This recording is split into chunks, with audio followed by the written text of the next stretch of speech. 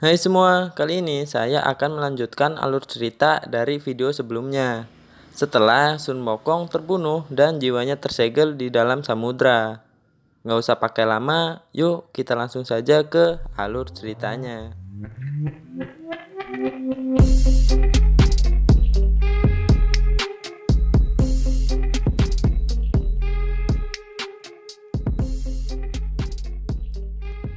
Di awal film memperlihatkan Sun Wokong dan timnya sudah menyelesaikan misi untuk mengambil kitab suci ke barat. Namun, di sini mereka dikhianati Kaisar Langit yang bersekongkol dengan para dewa untuk menggunakan kitab suci atau api penyucian demi kepentingannya sendiri. Dewa Rulai pun memutuskan untuk merebut api penyucian dari Kaisar Langit. Lalu, dia menyerahkan api penyucian kepada Raja Naga agar menjaganya dan tidak jatuh ke tangan yang salah. Beberapa tahun kemudian, setelah kejadian tersebut, diperlihatkan Raja Naga dan putrinya menemukan serigala yang terluka parah. Dengan kebaikan Xiao Yi memberikan kalung jimat untuk menyelamatkan serigala tersebut. Waktu pun berlalu, serigala tersebut sekarang berubah menjadi manusia bernama Bailang. Dia saat itu sedang menangkap ikan sambil ditemani Dewa Bumi. Namun tiba-tiba langit menjadi gelap. Dewa Bumi yang menyadari bahwa itu adalah serangan dari pasukan langit menyuruh Bailang untuk bersembunyi. Bailang pun langsung pergi menemui suku naga. Di sini, suku naga juga sudah siap berperang dengan pasukan langit. Tak selang lama, pasukan langit sampai ke tempat para suku naga. Tujuan pasukan langit adalah untuk mengambil api penyucian yang disembunyikan oleh suku naga. Saat Bailang sampai di sana, dia langsung memeluk Xiao Yi dan ingin ikut bertempur bersama suku naga. Tidak selang lama, pertempuran pun dimulai. Pada awal pertarungan, suku naga terlihat unggul dan banyak mengalahkan pasukan langit. Hingga akhirnya Dewa Erlang yang sangat kuat memutuskan untuk membantai suku naga. Di sini, suku naga menjadi kewalahan. Raja Naga pun mengeluarkan kekuatannya dan berubah menjadi naga. Akan tetapi, Dewa Erlang dengan kekuatannya sanggup membunuh Raja Naga. Sementara itu, Yuzong, Xiao Yi, dan Bailang kabur dari area pertempuran karena suku naga sudah dikalahkan oleh pasukan langit. Dewa Erlang tidak membiarkan mereka pergi begitu saja. Dia langsung menyerang menggunakan panahnya untuk menjatuhkan Yuzong. Akibat serangan itu, Yuzong terjatuh di sebuah hutan. Sebelum Yuzong mati, dia mengungkapkan keberadaan api penyucian, yang ternyata itu adalah Xiao Yi, putri dari Raja Naga. Api penyucian diubah wujudnya menjadi Xiao Yi agar bisa menyembunyikannya dari Kaisar Langit. Kemudian Yuzong menyuruh Bailang menemui Biksu Tong agar mengembalikan api penyucian ke tempat asalnya di barat. Dan Yuzong juga memberikan kekuatannya kepada Bailang sebelum ia meninggal. Akhirnya Bailang pun memiliki kekuatan roh naga. Adegan berpindah ke Dewa Sangsin yang sudah mengetahui keberadaan api penyucian yang dibawa oleh Bailang. Dia pun langsung menyuruh pasukan langit untuk segera merebut api penyucian dari tangan Bailang. Adegan kembali ke Bailang yang sedang mencari keberadaan Biksu Tong. Bailang diberitahu oleh Dewa Bumi bahwa Biksu Tong berada di kota Chang'an yang kurang lebih 10 hari perjalanan. Dewa Bumi juga memberikan beberapa keping emas untuk ongkos Bailang. Singkat cerita, sampailah Bailang di kota Chang'an. Beruntung, Bailang bertemu seorang yang memberitahu keberadaan Biksu Tong. Bailang pun langsung menuju ke lokasi Biksu Tong berada. Setelah bertemu Biksu Tong, Bailang mencoba meyakinkan Biksu Tong bahwa dia membutuhkannya untuk pergi ke barat mengembalikan api penyucian yang dulu Biksu Tong ambil. Sayangnya, Biksu Tong malah emosi karena teringat masa lalu, melihat muridnya terbunuh. Karena sudah mengabaikan peringatan dari Wukong agar tidak menyerahkan api penyucian ke tangan Kaisar Langit.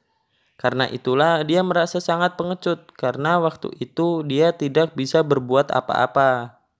Dari kata-kata Bailang, kemudian Biksu Tong teringat kepada Sun Wokong muridnya. Kemudian tiba-tiba datang pasukan langit yang diperintahkan untuk merebut api penyucian. Mereka pun langsung menyerang Bailang. Di sini Biksu Tong hanya terdiam dan tak ingin ikut campur. Bailang pun kewalahan melawan pasukan langit. Hingga akhirnya Bailang mengeluarkan kekuatan roh naga Yuzong. Namun Bailang dengan mudah dikalahkan oleh salah satu kesatria langit. Dia pun dipukul habis-habisan. Meskipun Bailang sudah kalah, namun dia tetap melindungi api penyucian. Sampai-sampai dia berteriak meminta tolong kepada Biksu Tong. Karena tidak mau mengalami kesalahan yang kedua kalinya, Biksu Tong kembali bangkit dan segera membantu Bailang. Dia pun juga bersedia membantu Bailang mengembalikan api penyucian ke tempat asalnya. Ternyata Biksu Tong memiliki kekuatan yang hebat di dalam dirinya. Kesatria langit pun kewalahan menahan serangan dari Biksu Tong.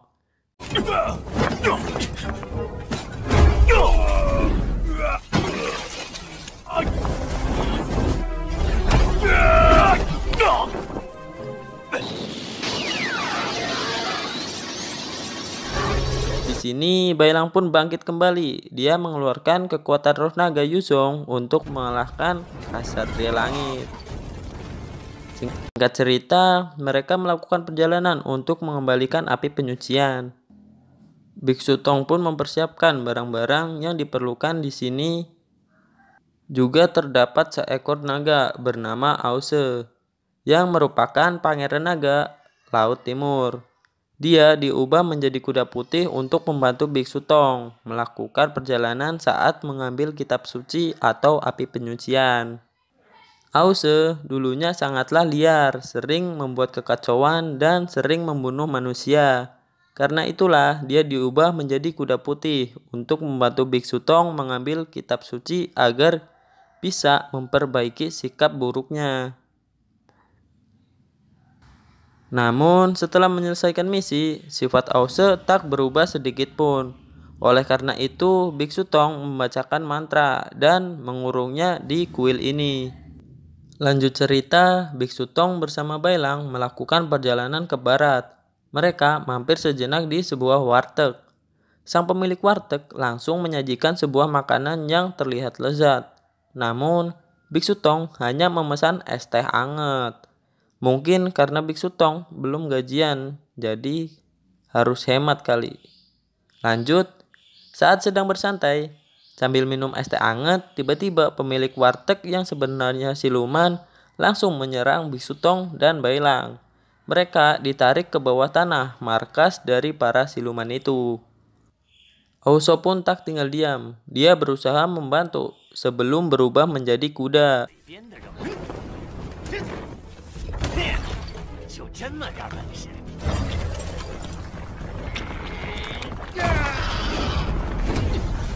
Di sini Ause terlihat kewalahan melawan siluman tersebut. Dia tidak bisa mengeluarkan kekuatan penuhnya dikarenakan terikat oleh mantra Biksu Tong. Tetapi kemudian Ause dapat melepaskan mantra tersebut, namun hanya sementara. Sebelum dia kembali ke wujud kudanya, Ause menghajar semua siluman yang ada di situ.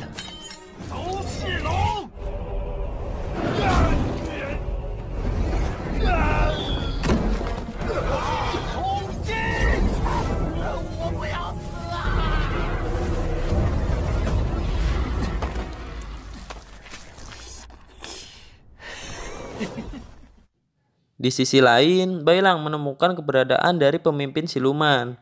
Dengan kekuatannya, Bailang berhasil mengalahkan salah satu siluman itu.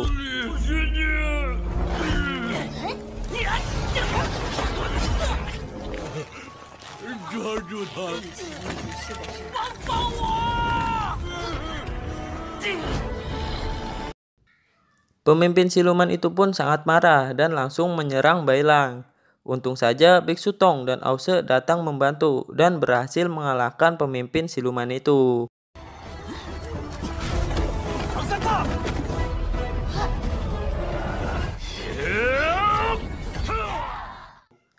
Setelah keluar dari bawah tanah, mereka ditetangi oleh para kesatria langit.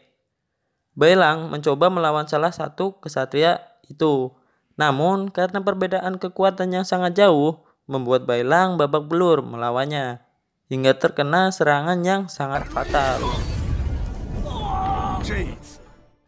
Tetapi, tiba-tiba Bailang mengeluarkan kekuatan tersembunyi di dalam tubuhnya, dan berhasil mengalahkan salah satu kesatria langit. Sementara itu, Biksu Tong sedang kesulitan melawan salah satu kesatria langit. Melihat Biksu Tong yang sedang kewalahan, Ause pun langsung membantunya.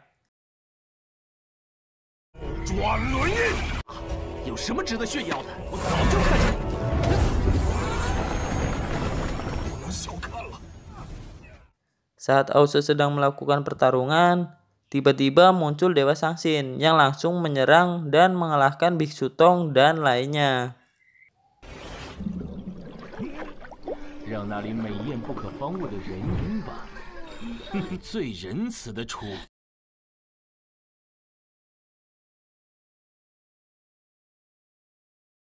Saat hendak mengambil api penyucian dari Bailang, tiba-tiba Biksu Tong bangkit dan menantang Dewa Sangsin duel melawannya.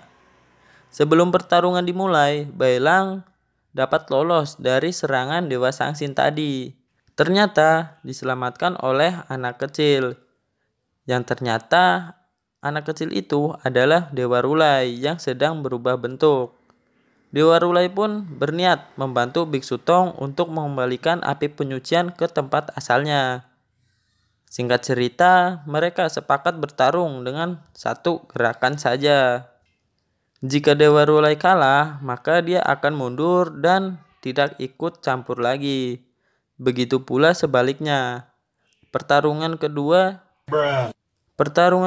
dewa itu pun dimulai. Mereka saling mengeluarkan kekuatan terhebatnya.